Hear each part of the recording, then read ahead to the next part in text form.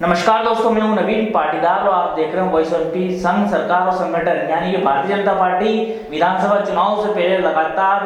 Booth स्तर पर तेजी से कार्य कर रही है। अगर बात की जाए नीमच की, तो हितानंद जो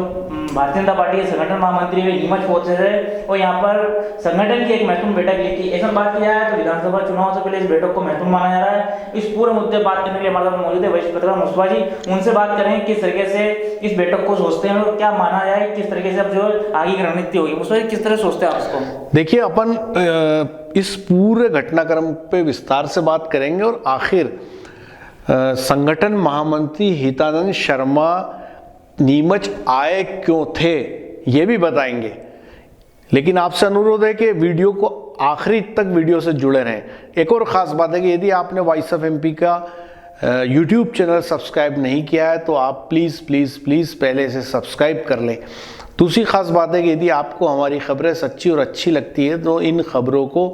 आप ज़्यादा से ज़्यादा लोगों तक पहुँचाएं और आप हमारी तमाम खबरों को KTV नेटवर्क के 127 नंबर चैनल पे भी देख सकते हैं। तो नवीन, देखिए, MP में 2023 की बिसात बिछने लगी है और यदि भारतीय जनता पार्टी के पॉइंट ऑफ व्यू से बात करें तो बिहाइंड द कर्टेन बीजेपी पूरी तरह चुनाव में लग चुकी है। जो पार्टी के जो सीनियर है, जो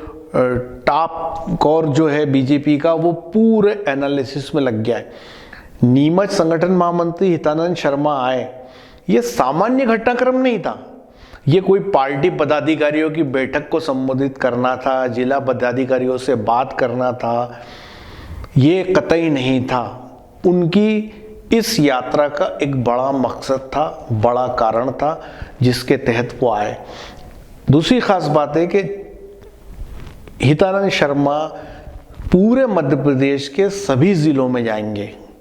और वो काम करेंगे जो उनको करना है।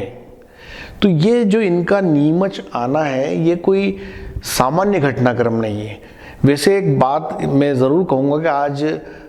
नई दुनिया अखबार ने एक रिपोर्ट किया है कि उन्होंने ज़िला का जो पदाधिकारी है उनकी बैठक में बातचीत की। वहाँ पे उन्होंने कुछ ऐतराज़ भी किए कि संगठन की जो नई दुनिया की अगर रिपोर्ट को बात करें, उसको सही माने, तो उन्होंने ये कहा कि संगठन के लोगों को क्यों इग्नोर किया जा रहा है, उनको विकास यात्रा में क्यों नहीं बुलाया जा रहा है। और नई दुनिया अखबार ने यह भी कहा है कि जो वर्तमान जिला अध्यक्ष पवन पाटीदार, वो इन कार्यक्रमों में नहीं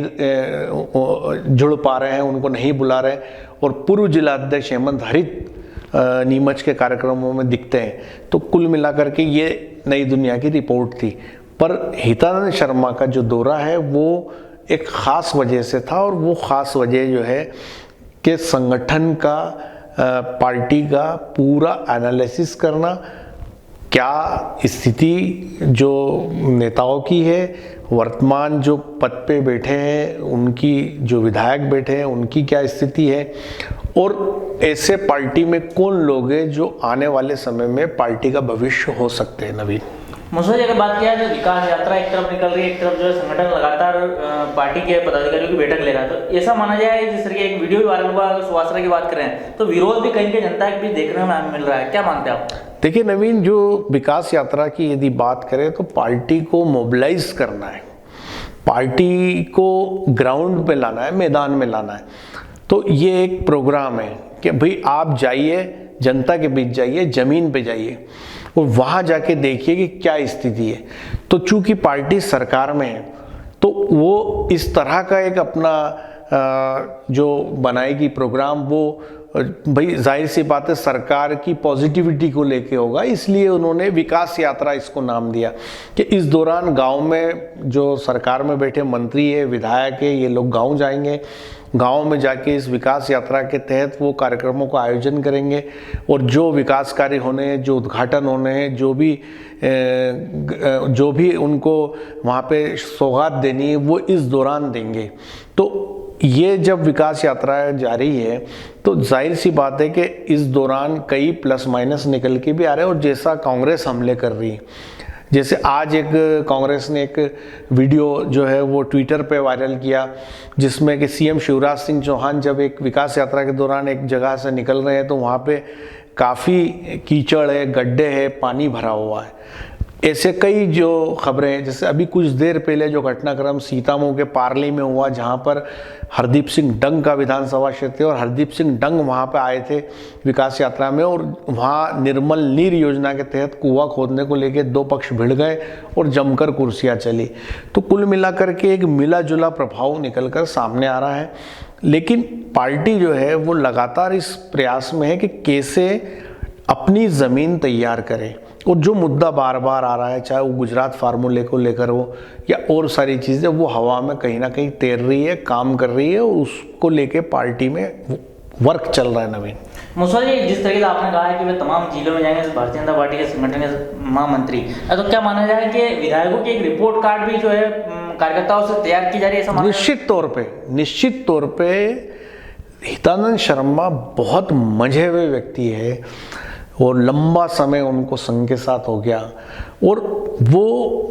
मतलब साइलेंट मूवमेंट कैसे काम किया जाता है। आज की तारीख में मध्य प्रदेश के अंदर एक बीजेपी में एक खास कैरेक्टर है, और वो अपना काम करते हैं, कैसे करना है, कहाँ जाना है, कैसे मिलना है, क्या जानकारी निकालनी है, वो सारी चीज़ें अपनी जगह चल रही। नीमच आए, पार्टी पदाधिकारियों की बैठक ली, ये दिखती हुई बात है, ये मीडिया की खबर है, लेकिन अंदर खाने वो क्या देख के गए, क्या रिपोर्ट कार्ड तैयार करके गए, उनको किन से बात करनी थी, कहाँ बात करनी थी, कैसे बात करनी थी, वो की। और वही सारा जो काम है वो पूरे स्टेट में करेंगे, सारे ज़िले में जाएंगे। ये उनका अपना एक रोड मैप है। चुनाव के पहले वो पूरी एक्सरसाइज कर लेंगे, अपनी पूरी जो है कलेक्टिव जानकारी पूरी बना लेंगे, ताकि आने वाले समय में जब इसकी चुनाव जब होंगे, जब उस समय जो उम्मीदवारों को लेके जो सारी स्थिति परिस्थिति रहेगी, ताकि वो ये तय कर सके कि कहाँ से किसको उम्मीदवारी देनी है। मुसवा जी, हम भी जब लालकिले पहुंचे थे तो वहाँ पर हमने भी देखा कि सिंधिया समर्थक एक गुट अलग था, भारतीय जनता पार्टी का एक गुट अलग था। तो एक गुटों में जो बटी हुई, तो वे कैसे भारतीय जनता पार्टी के फेस कर पाएगी कि इनको एक कर पाए चुनाव से पहले? देखिए नवीन, हम अपने पुरानी कई खबरों में इस पर बात कर चुके हैं कि मध्य प्रदेश के अंदर जाहिर सी बात है कि बीजेपी के लिए एक विकट स्थिति है, क्योंकि जो सिंधिया समर्थक है और सिंधिया खुद है, तो जाहिर सी बात है कि जब ऑपरेशन लोटस हुआ था, वो कांग्रेस से बीजेपी में आए थे, तब इस बात पे ये बात थी कि वो अगले चीफ मिनिस्टर प्रोजेक्ट होंगे या सीएम बनाए जाएंगे, लेकिन अब तक सिंधिया को सीएम नहीं बनाएगा। एक दूसरी बात है कि केंद्रीय मंत्रिमंडल में लिया गया तो काफ़ी इंतज़ार के बाद लिया गया, फिर उनको एविएशन मिनिस्टर बनाया गया कि उस डिपार्टमेंट में ऐसा बताया जाता है कि उतना महत्वपूर्ण नहीं है वो विभाग, क्योंकि अधिकांश एयरपोर्ट्स का जो प्राइवेटाइजेशन हो गया है, तो उनके पास करने को इतना काम नहीं है। फिर ये था कि इनको सीएम प्रोजेक्ट करेंगे, वो सारी स्थितियां भी होते नहीं दिख रही। एक और ख़ास बात है कि जो लोग सिंधिया के साथ बीजेपी में आए थे, उनको ये कहा गया था कि वो जिस स्टेटस पे कांग्रेस में थे, उसी स्टेटस पर वो बीजेपी में माने जाएंगे। यदि कोई प्रदेश का पदाधिकारी है तो बीजेपी में भी उसको उसी तरह देखा जाएगा, कोई ज़िले का पदाधिकारी है तो उसको बीजेपी में उसी नज़र से देखा जाएगा, लेकिन वो स्थिति अभी नहीं दिख रही। तीसरी इम्पॉर्टेंट बात यह है कि अब मध्य प्रदेश के अधिकांश ज़िलों में सिंधिया के लोग हैं, लेकिन वहाँ पर पार्टी में बीजेपी में ऑलरेडी एक लंबी फौज है उम्मीदवारों की।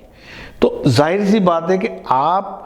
जो तपे हुए कार्यकर्ता भारतीय जनता पार्टी के, जो 25 साल से 30 साल से काम कर रहे हैं और क्यू में खड़े हैं, तो आप उनको हटा करके सिंधिया के उम्मीदवार को यदि आप उम्मीदवार बनाते हैं तो वहाँ भी गदर मचेगा। वहाँ भी एक कहीं ना कहीं एक बात है कि पार्टी और सिंधिया और ग्वालियर चंबल अंचल में कुछ जगह एक खींचतान देखी भी गई है। तो अब भारतीय जनता पार्टी के लिए क्रूशियल स्थिति है कि इसको कैसे मैनेज किया जाएगा, कैसे वो सिंधिया के लोगों को संतुष्ट करेंगे, कैसे वो अपने लोगों को संतुष्ट करेंगे, और शायद ये जो होमवर्क चल रहा है ये पार्टी के लेवल पे जो साइलेंटली जो काम हो रहा है वो लगता है वो इसी के मद्देनज़र हो रहा है कि मध्य प्रदेश के तमाम ज़िलों से ये चीज़ निकाल कर सामने लाई जाए कि कहाँ पर सिंधिया के लोग ताकतवर है या चुनाव जीतने की स्थिति में, कहाँ पे भारतीय जनता पार्टी के लोग हैं और कहाँ पे जो वर्तमान विधायक है उनकी क्या प्रोग्रेस रिपोर्ट है, उनका क्या रिपोर्ट कार्ड है वो तैयार किया जा सके। तो जो बार बार बात गुजरात फार्मूले की आती है तो उसी को लेकर लगता है कहीं ना कहीं पार्टी ने एक्सरसाइज शुरू कर दी है। मुस्वा जी, जेपी नड्डा का कार्यकाल बढ़ा गया, उसके बाद ये खबरें निकल के सामने आ रही थी कि प्रदेश संगठन में बदलाव किया जा सकता है, तो क्या ये भी माना जा सकता है हितानंद का दौरा जिलाध्यक्ष को रिपोर्ट कार्ड को लेकर कहाँ पे किस तरह की स्थितियाँ हैं, फिर प्रदेश में बदलाव किया जा सके? बिल्कुल ठीक है। जो कुल मिलाकर सत्ता और संगठन के ज़मीनी हालात क्या है ये पता लगाना हितानंद शर्मा का काम है और वो खाँटी नेता है, वो उनको पता है कि किस नज़र से क्या चीज़ लेनी है, तो वो इसी के मद्देनज़र वो पूरे स्टेट में घूम रहे हैं और ये पता लगाने की कोशिश है कि संगठन और सरकार में जो लोग बैठे हैं उनका क्या रिपोर्ट कार्ड है। और जैसा कि लगातार बात आ रही थी, वीडी शर्मा का कार्यकाल भी इस फरवरी महीने में पूरा हो रहा है जो प्रदेश अध्यक्ष है, और जेपी नड्डा कार्यकाल बढ़ाए जाने के बाद ये रहा कि चूंकि मध्य प्रदेश वो राज्य है जहाँ चुनावी स्टेट है तो पार्टी रिस्क ना ले और वीडी शर्मा को ना हटाए, जबकि पहले ये बात तेज़ी से चल रही थी कि वीडी शर्मा को हटा दिया जाएगा और नया प्रदेश अध्यक्ष बनेगा और उसके नाम भी सामने आ गए थे। फिर गुजरात की जो बम्पर जीत हुई उसके बाद गुजरात फार्मूले की बात होने लगी, ये होने लगा कि चीफ मिनिस्टर बदले जाएंगे और कई मंत्री और विधायकों के टिकट कट सकते हैं। और जो पार्टी ने अपने आनुषंगिक संगठनों से जो रिपोर्ट मांगी उसमें जो 70 विधायक ऐसे दिखाई दे रहे हैं जो डेंजर जोन में है, या तो अपने रिपोर्ट कार्ड की वजह से या उम्र के क्राइटेरिया की वजह से। तो एक लंबा एक मंथन और पूरा उसको करके और फिर भारतीय जनता पार्टी को ये डिसाइड करना है कि 2023 के विधानसभा चुनाव में कौन पार्टी का चेहरा होगा और कौन विधानसभा चुनाव लड़ेगा। तो ये थे वरिष्ठ पत्रकार मुस्तफा जी, जिनसे हमने बात की किस तरीके से जो भारतीय जनता पार्टी के संगठन महामंत्री हितानंद नीमच दौरे पे थे और उनके इस दौरे को किस तरीके से माना जाए कि आगामी विधानसभा चुनाव में। वहीं अगर बात किया सत्ता और संगठन के जो नेता है उनका किस तरह का रिपोर्ट कार्ड है, स्थानीय नेताओं से कार्यकर्ताओं से बात की और आगे का रिपोर्ट कार्ड तैयार किया जाएगा कि किस नेता को किस तरह की जिम्मेदारी प्रदेश और जिला स्तर पर दी जाए।